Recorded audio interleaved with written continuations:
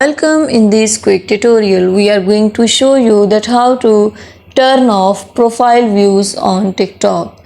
It's super easy and we will make sure you get it right. Just make sure you are logged in and using the latest version. Make sure to watch the complete video and follow each step carefully to avoid forgetting anything and making mistakes. Firstly, you have to open the TikTok app, click on the profile. Move to the three lines which appear at right top corner. Click on settings and privacy here. Now click on notifications here. In this way, at the fifth option interactions, you can see profile views.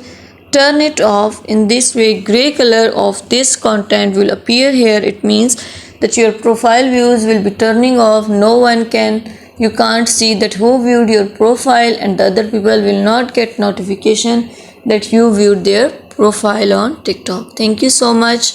That was all. Please consider showing your support by commenting, liking, sharing, and subscribing to our channel for more valuable content in the future. Your engagement is highly appreciated. I wish you very good luck. Thanks.